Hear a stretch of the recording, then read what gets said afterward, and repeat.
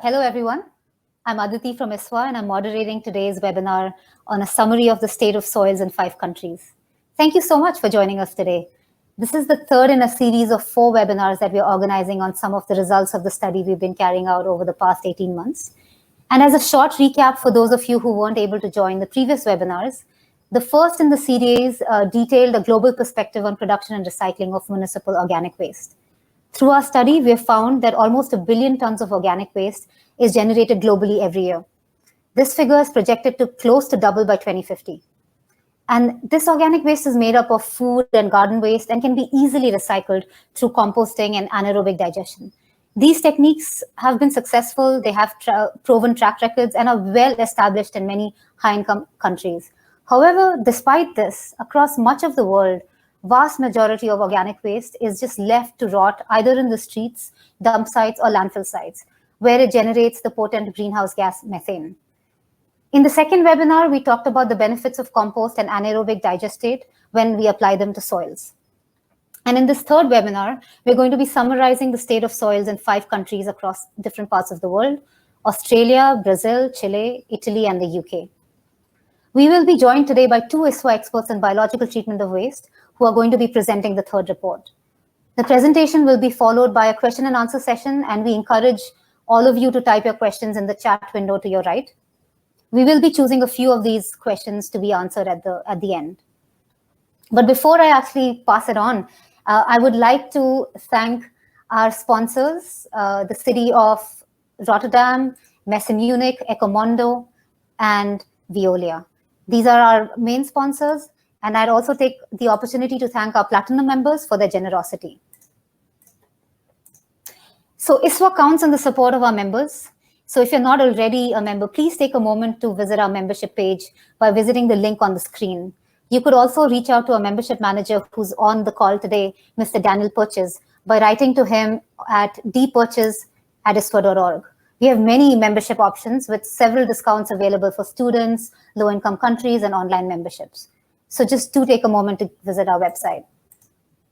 So briefly, before I actually pass on to our speakers, let me introduce ISWA to you here, because several of you joining are not yet part of our network. The International Solid Waste Association is a global, independent, and non-profit making association. It's the only worldwide association that promotes a sustainable, comprehensive, and professional waste management and a transition to a circular economy. We are open to individuals and organizations from the scientific community. We are open to public institutions and also private companies from around the world who are working in the field or who are interested in waste management.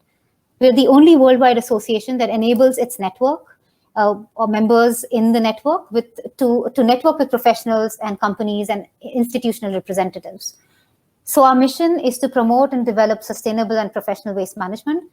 And currently we have members from over 100 countries, and 2 of whom we have here as speakers with us. So I'd like to now give the floor to Marco Ritchie Jurgensen and Jane Gilbert to just say a few words to introduce themselves by just saying their name and their vocation and where they're located currently. So Marco and Jane, if you could just come online and briefly say your name, your role within ISWA, and where you're located presently. Ladies first. Okay, thanks, Ladies Marco. first. Hello, everybody. I'm Jane Gilbert. I have been involved with ISWA now for almost 20 years, I think. I'm currently Vice Chair of the Biological Treatment Working Group with Marco. My background is as a microbiologist, biochemist, but I've worked in organic waste recycling by running the Compost organisation in the UK, and I now work for my own company, Carbon Clarity. Good afternoon. Good afternoon from Milan, Italy. Marco talking directly from the Italian Composting and Biogas Association headquarters, as you may spot from behind me. I have the pleasure to chair the ISWA working group on biological treatment of waste together with Jane since almost 7 years now. And my activities when I'm not engaged in ISWA is designing separate collection schemes in Italy and abroad. And I work as a senior expert on a variety of topics which are affecting the circular economy on bio-waste in Italy. Thank you so much, Jane and Marco. The floor is now yours. I'll come back after the presentation. Okay, thank you very much, Aditi. What I'm going to do is just give you a little bit of an introduction about the project, which has been ongoing really for pretty much 2 years now. We realised within our working group that just looking at organic waste recycling on its own wasn't enough, and there was a big body of evidence that we knew out there about the beneficial effects of applying compost and anaerobic digestate to soils, but it hadn't really been collated in an easy to use manner and made accessible to the waste management industry. A lot of it was very much couched in scientific literature and squirreled away in quite long and detailed reports. So what we tried to do was to quantify the benefits of organic matter in compost and digestate when applied to soils, and very much looking at it from a carbon point of view. So it's been myself, Marco and Aditi who've been involved in the project, and this is one of the final outputs from it. So why soils? I know Marco's going to say a little bit more in a minute, but it is an endangered ecosystem, and there's an awful lot of work going on around the world trying to reduce erosion and improve soil organic matter, but that links very closely with recycling organic waste and putting those back onto land. So what we've tried to do with this project is take a lead in providing some of that evidence base, and like I said, a lot of that was detailed away in scientific reports and in governmental reports, and to try to link that back to ISWA's raison d'etre, which is about solid waste management and in a sustainable form. What we've done is we've done 4 reports, 2 of which we have already presented. The first one looking at organic waste arisings and recycling, and I think that the reports are available on the ISWA website, and also the webinar should be available as well on YouTube. The second one was looking at the benefits of applying compost and digestate to soil from a long-term perspective. And today what we've tried to do is contextualize some of that work and looking at different soils in different parts of the world. So we've studied 5 different countries, and that's report 3, which is focusing on today's webinar. And really the reports are meant to be there in a non-technical format so that they can be read and understood by a wide range of readership, irrespective of their backgrounds and their technical capabilities. The 4 reports, 3 of them are published, and we're very much hoping that the final one will be published imminently. It's with the designers, we've almost got the final version there, so hopefully the 4th report should be out there within the next week or 2. We're keeping our fingers very crossed on that. So today's seminar is about report 3, as you see there, the state of soils in 5 different countries. Now I'm going to hand over to Marco to just give a little bit more of a background to this. Okay, let's briefly go to the backgrounds before introducing report number 3 to you today. We started looking at the topic of the role of organic carbon in soil, starting from organic waste. And for those of you who are joining us being waste managers or experts in solid waste management, probably this topic is quite known to you. We know that when we're talking about organic waste, on a global perspective, there are 2 issues which have been the focus of the first report.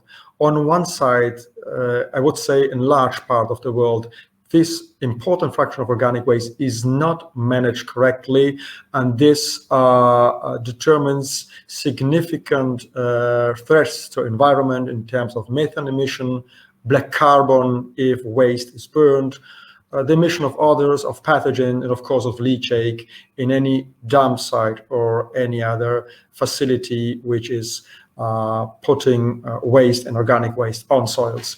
The other thing we realized immediately when starting to go into literature is that there was a lack of understanding of how much organic waste of municipal origin is generated globally, and we were able to quantify this number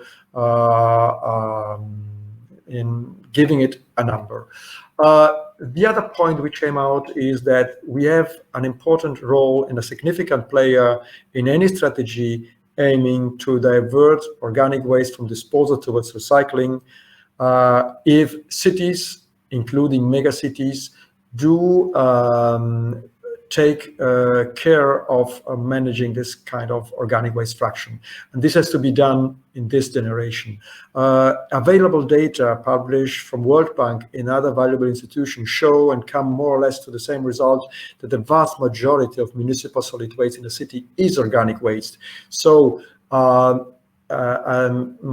planning of waste management in the city without considering the possibilities to recycle organic waste is somehow missing a strategic target. We also know that organic waste can, the largest acceptance or user of recycled organic waste in terms of compost or of digestate would be the agricultural sector, soil. And so already in report 1, we introduced the topic of soil because if organic waste is very well known to waste experts and decision makers in waste management, they might not be aware about the threats and the complexity of soil. And so just let me recap a few insights that we get from international reports, which show very clearly that about 1/3 of the world's cropland has become unproductive in the last decades, and this amount of cropland is increasing yearly by about 10 million per hectare, and this is a significant number. Of course, recycled organic waste in form of compost or digestate can contribute to mitigate this phenomenon and to try at least to balance what has been destroyed in the last decades, because soil is easy to destroy. It can take a few decades to destroy it. It takes thousands of years to rebuild it naturally. And so obviously one of the concerns when we were writing these documents is that we know that among all soils, cropland are producing food globally, and soil is the largest source of food. So we need to assure that there's a circular economy looking at the possibility to bring back organics into soil to preserve fundamental functions of soil, which are among food production, water storage, and of course, it's an important factor to balance or to mitigate climate change. I'm not going too much into details. That's why they're printed, the available PDF reports online at the ISWA webpage.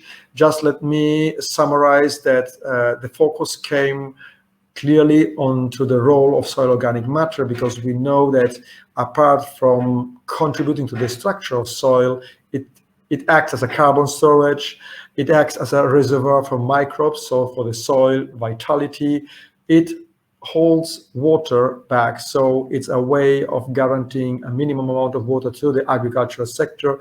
It's a storage for nutrients.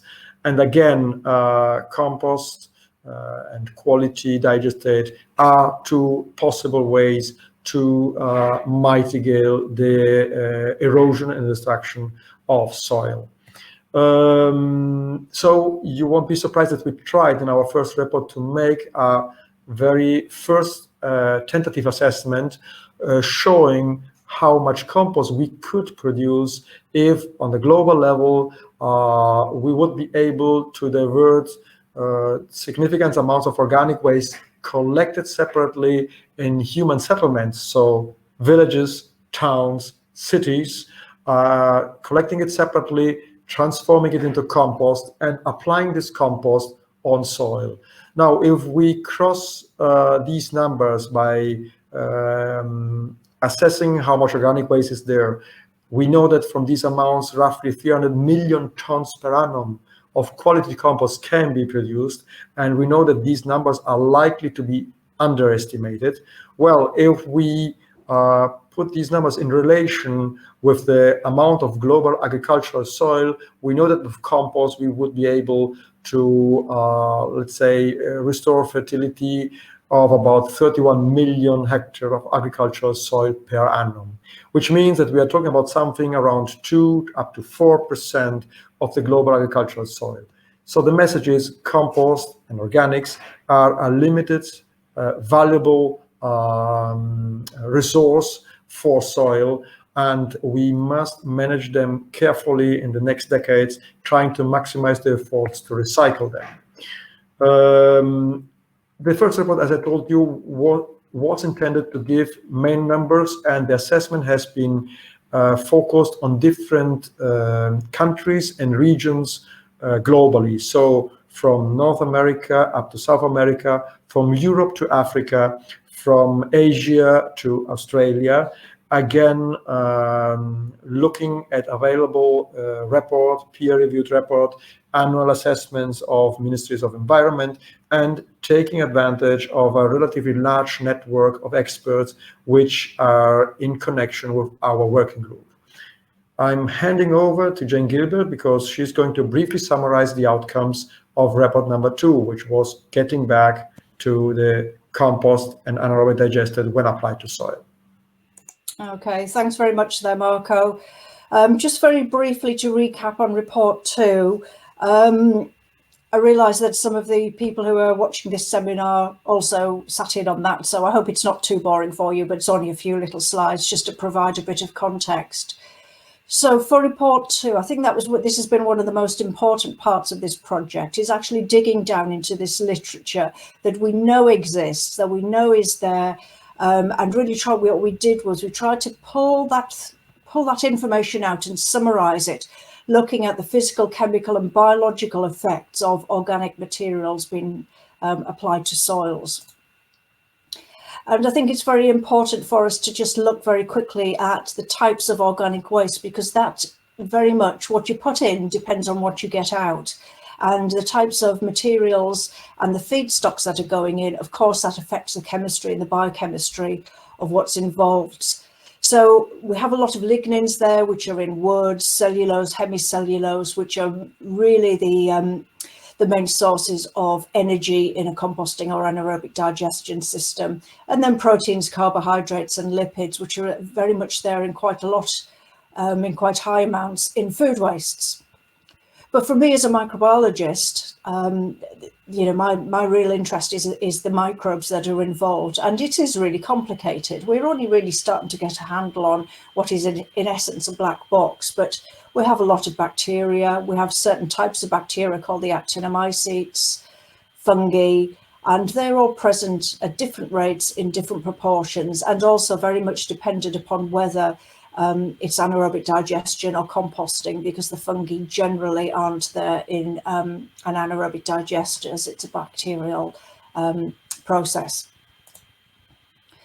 Some of the benefits of putting the compost and digestate onto soil very much depend upon the feedstocks going in. So whether you have a lot of lignins, woody materials, or whether you're having a lot of food waste going in, for example, into an anaerobic digester, that then affects the type of organic matter that comes out of the process.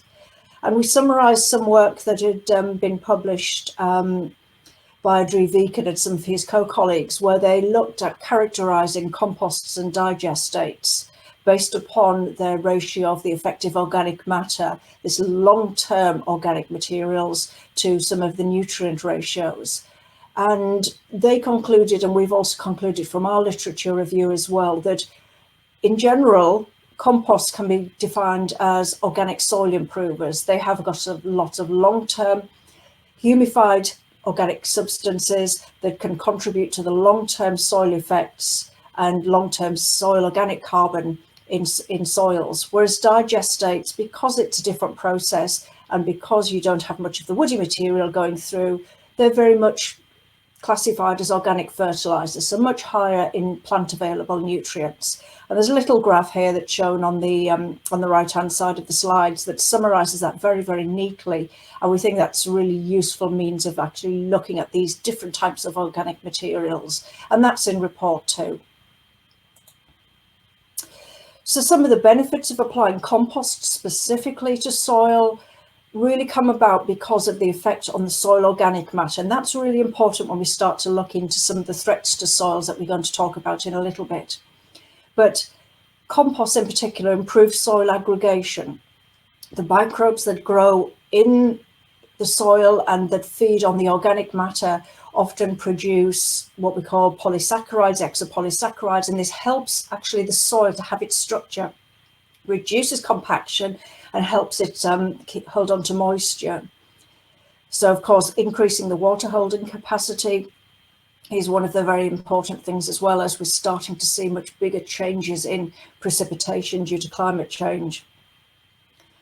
The organic matter as well provides nutrients for these soil microbes and also for the invertebrates to use as food sources over the long term. So we do see quite big increases in soil biodiversity, not only from bacteria, the fungi, but also things like nematodes, earthworms, and all that other really important soil food chain that is important.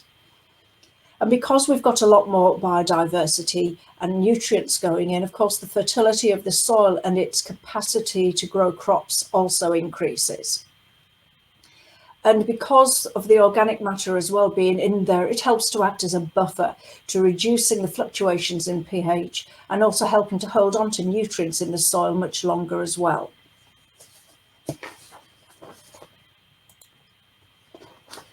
But what do we find in terms of when we looked at some of the long-term studies? And we've had some really long-term studies in the UK, in particular at Rothamsted, and that really shows that you get the greatest benefits in applying annual applications of organic matter to soils and degraded soils that are low in organic matter over around about the first 20 years. So it's not just a linear increase. It will go from one equilibrium, which you can see on the very left-hand corner of this graph, from in a degraded soil, the soil organic matter will increase, and then the rate will then start to slow as a new equilibrium is reached. So it's important to start looking at soils holistically, looking at where they're most in need of organic matter, but also recognizing that if we stop adding the organic matter and use the soil to grow crops in continuously without adding any more, we start to lose that soil organic matter again. The benefits to digestate to soil are less well defined, principally because it's still a relatively new feedstock compared to compost and compared to some of the long-term trials that have been carried out over many decades. The effects, because it's got a different structure in it, tend to be much shorter term, and there have been some studies perhaps showing that they could reduce soil density. So there's still some benefits, but they're tending to be reached over a much smaller time scale. Because there's nutrients in it as well, there can be transient increases in soil microbes and activities associated with it, but it's very much classified as a biofertilizer, some very good nutrients in the digestate for plants to use. So offsetting conventional nutrients, fertilizers, in particular nitrogen and phosphorus, and recycling them is a really important point for anaerobic digestate. So less impact on the soil organic matter, but certainly a lot more in terms of the nutrient recycling there compared to compost. So now I'm going to hand over now to Marco. Hopefully I've given you a little bit of a background, and apologies if you've heard that that before, but I'm now going to hand back over to Marco to go into some of the main points that we managed to pull out in report 3. Okay, thank you, Jane. And let's come to the news of this webinar. Report 3 tries to highlight the main threats to, and of course, the diversity of, taking into consideration the diversity of different soils in different parts of the world. Again, considering that we are a small team, and so we have a limited amount of time and resources for doing that, it will act as a summary just for these 5 situations. Please note that it was a summary intended again for urban planners and waste planners and managers, and not aiming to have the completeness and details that you might be used to if you're doing research on these fields or if you are a soil expert. And as I said, it's not meant to be a comprehensive treatise. The assessment was based looking into 5 countries, which are in the map here. So from South America, Brazil and Chile, 2 Mediterranean areas, Northern Europe, United Kingdom, Southern or Mediterranean Europe, which is Italy. And for Asia, we looked at the specific case of Australia or Oceania. The research method was somehow following the way we have worked from the previous report. So the source of information were governmental reports, European Commission data, food and agriculture, so FAO reports, And for some countries, we relied significantly on some local contacts and experts, which are part of our working group at ISWA International. Of course, the challenge in this case is making like-for-like comparisons, since the way national or regional reports have been produced in different countries are very often different. So what we try to do is to sum up a country overview, giving an insight into existing legislation regarding the status of soil and the fighting of soil erosion and so on, finding data about land use in each country, and specifically if there are country-specific threats to soil. And of course, again, having some basic key data which are easy to understand and which we try to put down into table, maps, and figures. Coming to tables, I'm not going to comment too much on that, but just for you to know, the countries are remarkably different in terms of population compared to the available size of the country, so also of the density of population and of the fraction of area or surface which is used for urban settlement or for developed areas. And of course, the more you move towards, let's say, Europe, you will find a significant larger fraction of the national surface or area used for human, which has been anthropized or used for urban and development areas. If we briefly summarize the outcomes that you can find in the report about different countries, let me quote a few things. In case of Australia, soil erosion is of course affecting a significant portion of regions where there is cropping or intensive managed grazing. And most of the reports we found for Australia were looking specifically at those regions. There are important data quantifying the content of soil organic carbon, showing that it is reducing in parts of the regions where there is grazing. And of course, the Australian reports do quantify the extent of degradation, which is around 57 of the total land that has been modified for human uses in the last 200 years. I think Australia is a very interesting case to study because the intensive use of modification of soil has been done in a relatively short time frame, at least if we compare it to other parts of the world, like the older continent of Europe. The main causes, of course, of soil degradation, loss of soil organic matter, and soil erosion are extensive agricultural practices, which can be dated back starting from the end of the 18th century. Brazil has a slightly different situation, and the Brazilian data are also quantifying, in this case, the amounts of tons of soil which are lost yearly due to both climatic factors and agricultural use of land. Soil organic matter levels have been clearly documented. There are maps showing in which regions and places they are more critical, and degradation is affecting roughly 12% of the agricultural land, and in part of this land there is a severe desertification, which is around 7%. Again, the main causes are, of course, deforestation, which may not apply to other countries we investigated, unsustainable or non-sustainable land use and practices, and we don't have to forget that the local tropical climate is also contributing to soil degradation by itself. The climatic factor, of course, is extremely evident in a very small country. We're moving from two large countries, so Australia and Brazil, to Chile. Chile is a relatively small country where the amount of soil which can be used for agricultural purposes is relatively limited. And due to also climatic factors, 75% of the productive agricultural land is suffering from erosion, and 1/3 of it from very severe erosion.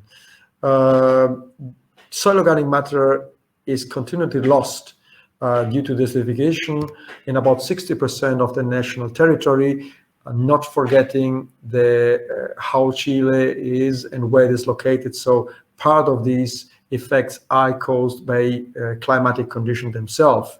The extent of degradation is significant because it reaches from 60 to 100% of the soil that's suitable for cultivation. And especially in the last 10 years, if you had the chance to visit some regions of Chile, you will have seen with your own eyes that there is also an issue about lack of water, and these effects combined together with soil erosion are decreasing significantly agricultural productivity. According to some Chilean reports, the decrease was about 1/3 in the last 10 years.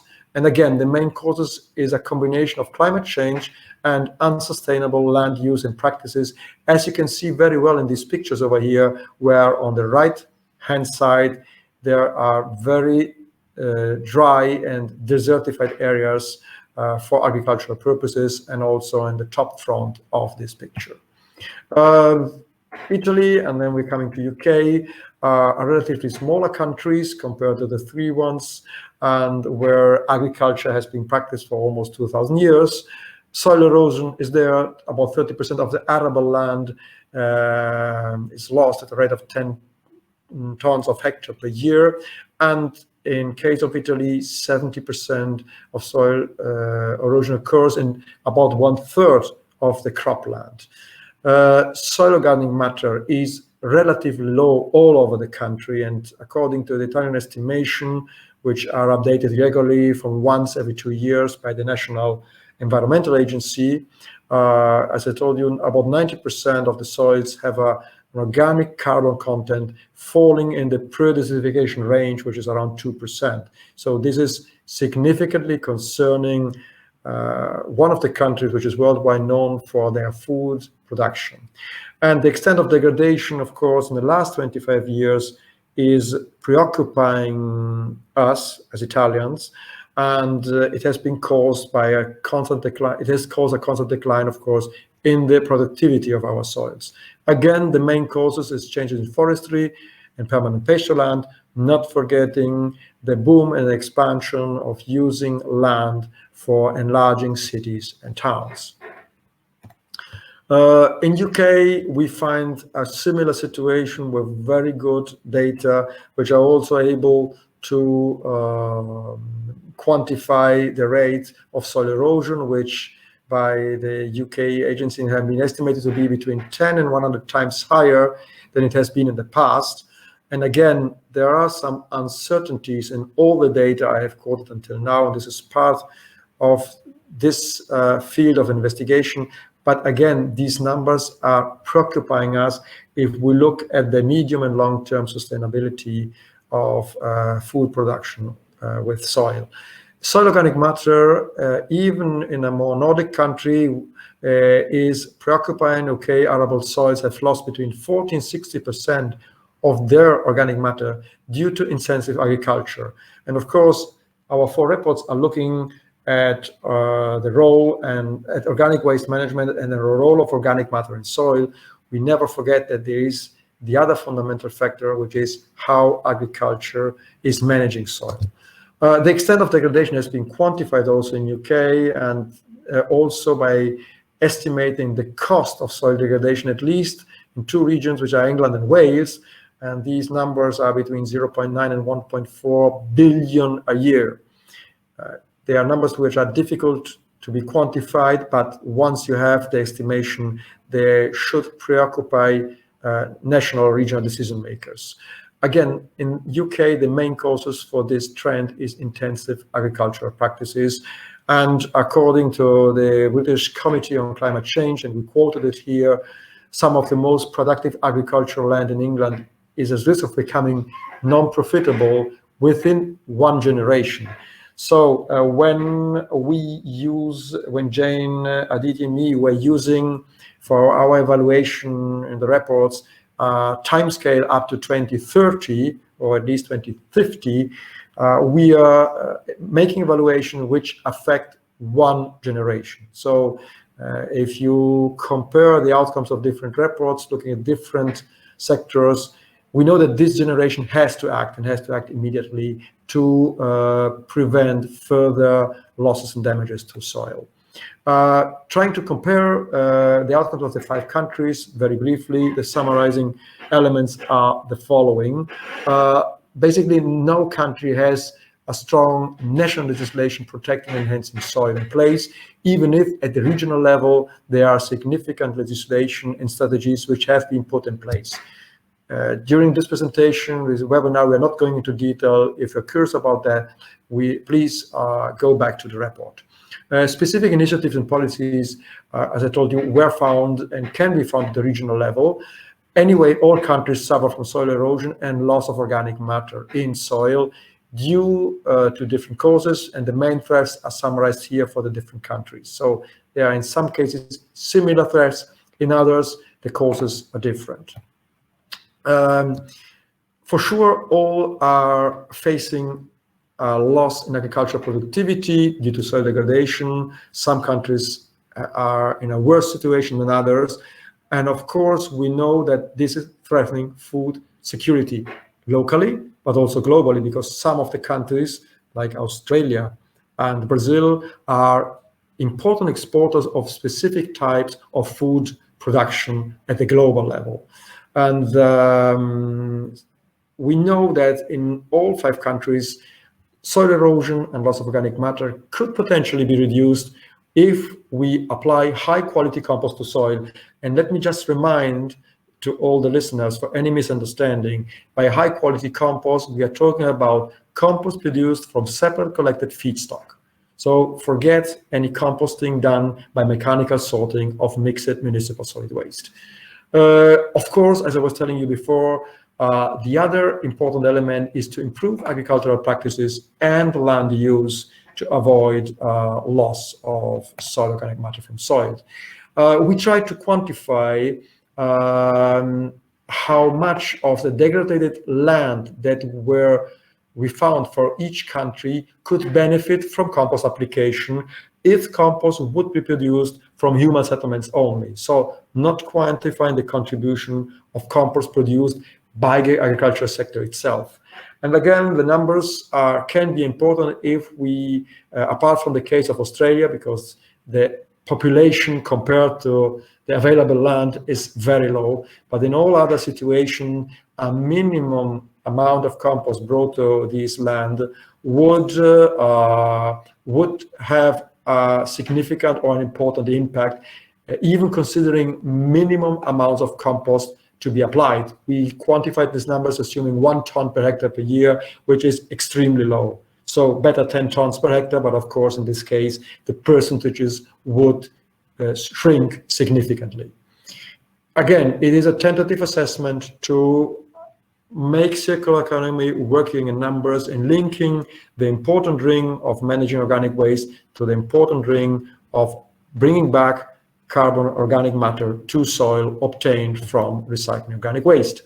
So the outcomes and evidence is that erosion and loss of organic matter could potentially be reduced through the application of high quality compost. And again, from our point of view, we would like decision makers to have a more holistic approach when they look at soil protection or when they're engaged in looking at sustainable strategies for managing municipal solid waste, trying to look at it as the circular economy suggests, looking at the source of the problem, which is organic matter in municipal solid waste, looking of one of the main users of compost or digestate, which is the agricultural sectors. And again, when these 4 reports are meant to help decision makers and experts to understand what are the basic factors which affect these 2 initiatives. As I told you, the report is available online since at least many weeks now, so you can download it after this webinar. I'm briefly handing over to our colleague Aditi for the final comments and remarks. Thanks for all of you for joining us today. Thank you so much, Marco. Thank you, Jane, for an excellent presentation. This report, I would like to actually take time to acknowledge contributions from our partners from around the world, because this report relied heavily on their inputs. So I'd like to thank Victor Vera from ABC Brazil, University of ABC in Brazil, Lina Rosetto from Chile, and Kat Heinrich from Australia. So thank you so much, the three of you. And we have several webinars that are upcoming, and the last one in this series will happen on the 5th of August. So join us for that. And we do have an initiative called SOS, Save Organics in Soil. This has been started with our partners at ECN, and we would encourage all of you to also sign up to this. So we've received several questions from around the world, and I would actually like to go into a few that I've prepared as well, because there are a few things that that would come out more when I ask these questions to both Marco and Jane. If both Jane and you can be online too. Jane, I see you're almost. If you can just show your camera as well, great. So thank you so much. Starting with Marco, actually, this report is highlighting the main threats to soil in different parts of the world. So different countries with different legislations and enforcement mechanisms. Do you see that there are common challenges emerging in the regions despite the geographical and other differences? Sorry, I lost the question because there was an interruption. Could you repeat it kindly? Yes, of course. I can, definitely. So we're in this particular report, we're actually highlighting the threats to soils in different parts of the world. So different countries which have different legislation, different enforcement mechanisms, and so on. But do you see like a common challenge that's emerging in the regions despite the geographical and other differences? Yeah, I mean, the challenges again too, if we exclude all the Europe, the main challenge is that all are losing significant parts of their arable land. Right. And this is obvious. And on one side, many of these countries are already addressing this issue with a dialogue with the agricultural sector. I think this is not enough. That's why we are trying to link it to the urban sector, where most of the food is produced. If you look to other reports which came out in the last couple of years, and quoting one of the Ellen MacArthur Foundation reports, which says that cities in 2050 will consume or will make use of, if I remember correctly, 80% of the food produced worldwide. So cities have to be cautious and take care of the fact that this food is going back to soil. Right. And it is a challenge, especially for countries where waste management still has to be improved in a very general way. So recycling, guaranteeing minimum standards for human well-being, for clean cities, and so on. So they are facing this from a point of view of organizing the schemes and of being economically sustainable.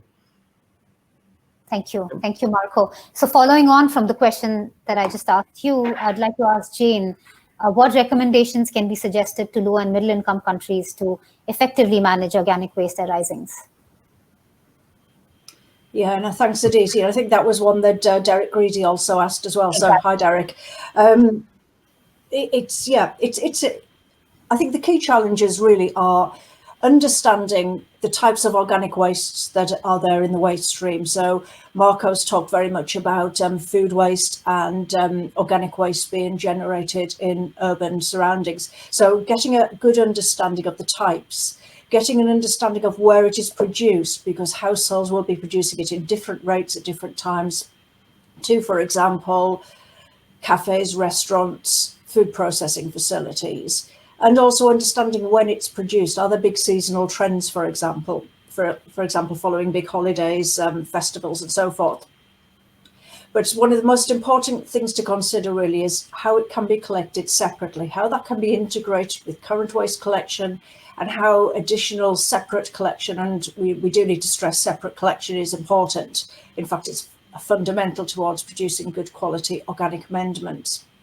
So understanding that, getting a feel for where it can be treated as well. So, it is a small settlement, for example, looking at one big site or one relatively big site, or lots of smaller decentralized sites. And those answers will be very much dependent upon the local situation, local facilities. But I think one thing to stress which has really come out of this work is ensuring that the waste management sector has very good links with those people who are managing and planning for soils, and making sure that really at the earliest opportunity we bring in people in who understand, who know how to manage the soils and who are involved in growing crops and finding out what their needs are as well. There's no point trying to just shift lots of brown stuff that's been produced onto people who are trying to grow quality crops. And even in low and developing countries,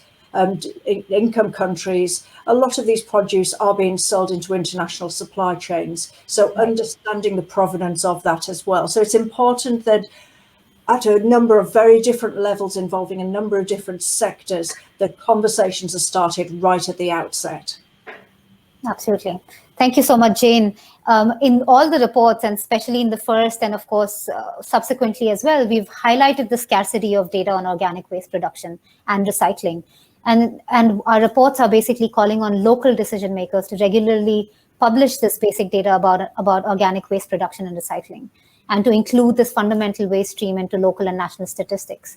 So Marco, would you like to add or elaborate upon this point? That is basically, it's a common thread between all the reports. Yeah, it's a common thread, and I must say our investigation shows in report 1 that we do know now what we don't know and what type of information is missing.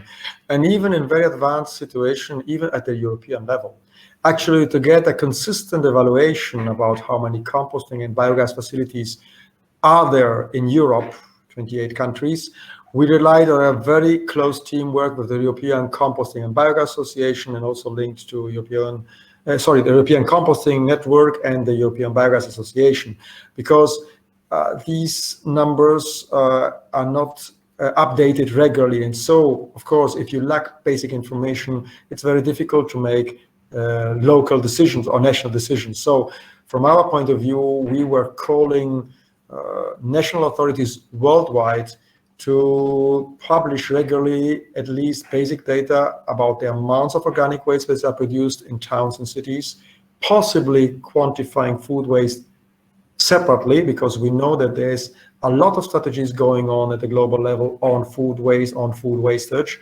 And on the other side is that starting to include the word compost in any regional or national technical reports or legislation which is looking at soil amendment and fertilizers.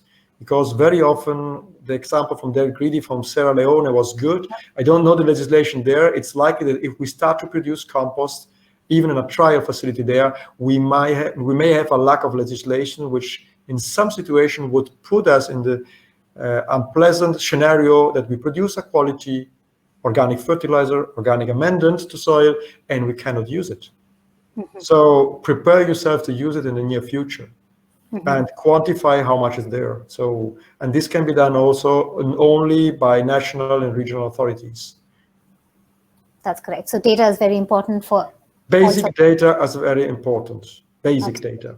Absolutely. And there's another question that I would, well, it's more like a statement question.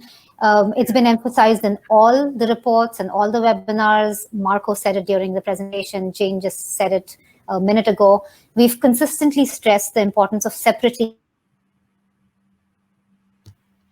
collect examples from around the world where you have MBT plants, for instance. They of course, they collect and treat organic waste, and whatever comes out should be just called biologically stabilized material, not compost.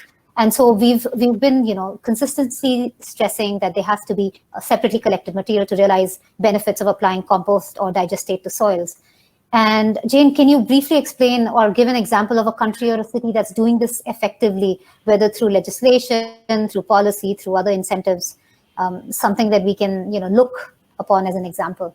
Yeah, well, thanks, Aditi. I mean, my experience has really been in the UK, having been involved in the development of standards and certification scheme about 20 years ago. And that has been a very big driver to provide consistency with regard to production, but also giving farmers and end users an element of quality assurance that the materials that they're going to be providing meet minimum quality requirements.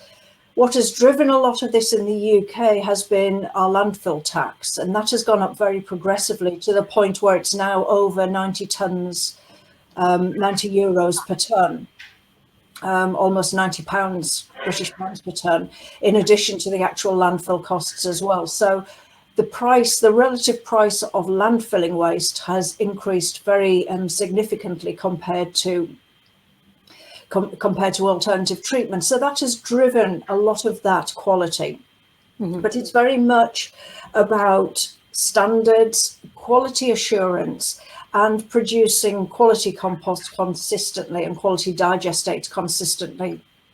We have in the UK a standard and a certification scheme for compost, and we also have one for anaerobic digestate. It's not without its challenges, and I saw in one of the Anna Bogusz, and I hope Anna pronounced your name right, you did ask a question about microplastics. We have a vast amount of information about other contaminants in compost and anaerobic digestate, but microplastics and plastics is one that's starting to become an issue. It's been addressed as being potentially an issue. So once again, it is all about trying to reduce contamination going into a system and trying to reduce contamination as the organic waste have been transformed into compost. But in terms of the main drivers, certainly in the UK, in many other European countries as well, quality has focused around having a defined standard with defined quality with defined parameters for contaminants, and having a quality assured process right the way from the materials entering the gate to it going out at the other end, and working with agronomists and farmers as to how that's going to be used. And those are the two really critical points that have led to about 9 million tonnes of organic waste being composted and digested in the UK. And considering we've come from next to nothing 20 years ago, the industry has grown very quickly. Thank you so much. And I hope everyone's listening, and it's recorded, so you can come back to this presentation. Thank you for that. We will take the questions also from the audience members. That people have been putting up questions in the chat. As you saw, Derek asked a question about what we can do in developing or low-income countries. He also added a statement asking, when I think Marco or one of you were presenting, he asked, so are you saying that our agricultural practices are resulting in taking out more organic material than we are returning to the soils? I think it was when Marco was presenting. No, I didn't dare to say this because we didn't assess that. I say we obviously don't try to over-bias the role that the recycling of organic waste can have. We know that one of the other factors affecting soils is how you practice your agriculture. So this was it, just to say, because who wrote these reports? These reports have been published by ISWA. ISWA is an international association of solid waste experts. It was just to say we are fully aware that we can't solve the issue about soil erosion and so on just by producing compost from organic waste collected in municipalities. But we know how important it is, also because, and here we go a little bit out of the sector of the technical sector, we know how important it is to involve people. Once you involve people in doing any kind of separate collection, it can be paper, it can be plastics, it can be whatever you want, and for sure organic waste, they will become more sensible to any issue regarding prevention and to looking at a larger distance from what they are doing. So what was before on the supply chain, what is after? So today, talking about soil to people might be of poor interest. If they are committed and convinced and do participate in separate collection of food waste daily, they are likely to be much more sensitive and sensible to any topic. Talking about the compost you're producing thanks to your sort separation is going to affect the soil in a positive way. That was my point of view. We know that this is an important driver to educate ourselves. We know that there are other factors from the farming sector that are as important to be considered. Thank you. Thank you very much. There was another question that came in from Macarena Ruiz, and he says, according to our slide 18, compost could be used as an organic soil improver, but not as an organic fertilizer. What he'd like to ask is if the agricultural sector, would they like to use compost in order to replace at least 30% of inorganic fertilizer, or is it not recommendable? I hope I'm reading that. Jane, please. Yeah, I'll step in on that one. Yeah, thanks for the question. Without a doubt, compost does have nutrients in it, and a lot of these nutrients are bound up actually in the matrix with the organic matter. And report 4 will actually go into some of that, have some nutrients, example nutrient content, and we've done some calculations about the nutrient benefits in compost. So hopefully by this time next week you should be able to download that, and that will be the focus of our seminar on the 5th of August. But yes, without a doubt, I think the key difference between compost and digestate is that digestate, the nutrients in the digestate are in a form that is very similar to a fertilizer, so that it is readily available and in a soluble format that the plants can use that very quickly. So it would be there as if you were putting on inorganic fertilizers.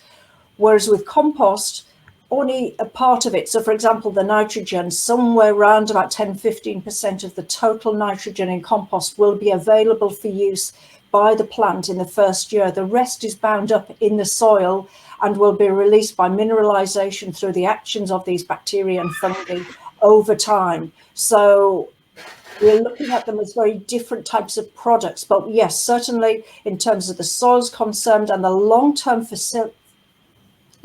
impact and fertility on the soil, nutrients in compost is very, very important. But when you talk to an agronomist, they want to know what's available for my crop this year following application. So we're just talking about different types of products, but look out for report 4 and we go into that in a lot more detail. But yeah, a very valuable question.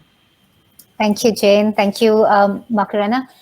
We also had a question from Tonio Montebello, but that's been answered in the previous questions. There's a question from Mohit Somani, and he says, is there any limit for soluble salts, sulfates or chlorides, etc., in compost derived from food waste? Because these salts are often found in high numbers in food waste.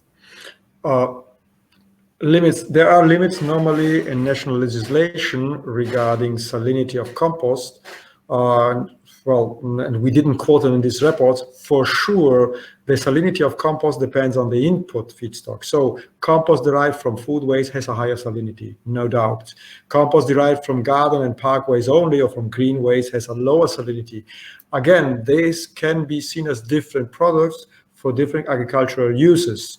In Italy, where most of the compost is produced from food waste, compost is used on field, on agricultural soil without any problem. If you're having a nursery or potting, if you have an activity for producing a potting soil, you're probably going for green waste compost because of its lower salinity content. The message is the compost produced from food waste never has, at least in Italy, problems of salinity which avoid them to be used as a soil amendment. I don't know if Jane wants to add anything about that, but this legislation and the limits are normally quoted according to different country legislation. Yeah. There are no global standards for that. I think I'll just add to what Marco said there, that if you are going to be using compost in a potting mix as a growing medium in a container, then it is really important that it is mixed with other things, because the technical specifications for using composted materials in growing media vary very, very, very significantly to what you would use it for if you're putting it onto soil. So putting compost that has a reasonably high salinity compared to sort of green waste compost onto soil is not problematic. It could potentially be problematic if without it being mixed with other materials. And like Marco said, you would only really want to use green waste compost as a potting medium in a growing medium, especially if you're trying to raise seedlings and grow crops such as tomatoes, because they are very affected by saline. But that's where it's important to understand the product very carefully and to know how it's going to be used, how it's going to be blended. And the European Compost Network does have some specifications for using compost as a constituent in growing media. And so we have the same in the UK as well. So there are guideline specifications for how to use it if you're going to use it in very high-end potting media. And once again, that's where the electrical conductivity is important, but not as far as it's concerned putting it onto soil. Thank you, Jane. We're actually running out of time, and we've reached the end of the webinar. So we can't go into tremendous detail here because of the time constraints. And this is the series, third in the series of 4 webinars. So just before we go, I would like actually Marco and Jane to give just a very brief 1-minute concluding remark or statement about what challenges are we facing as in the waste management sector at the moment, and any take-home messages that people can go away with from today's webinar. So it was ladies first, now gents first. So let's go with Marco first, and then to Jane. Hi. A general statement regarding to what? Okay, anyway, I know that in the waste management sector at the moment, there's a lot of ongoing due to the very recent outbreak of COVID. So my first consideration is don't forget your medium and long-term targets due to what happened in the last 6 months. Because anyway, the issue about soil, about climate change didn't stop due to COVID. And I think this is very important. From the other point of view, what I think the 3 authors and all the ones participating in this, in producing these reports shared and like is that we consider soil as a strategic value, like it is for potable water, energy, and of course, safe municipal solid waste management. So if you consider it like this, we really hope that you will be able to influence your local decision makers in looking more carefully at soil and taking it more seriously to start separate collection of organic waste. Thank you, Marco. Over to Jane.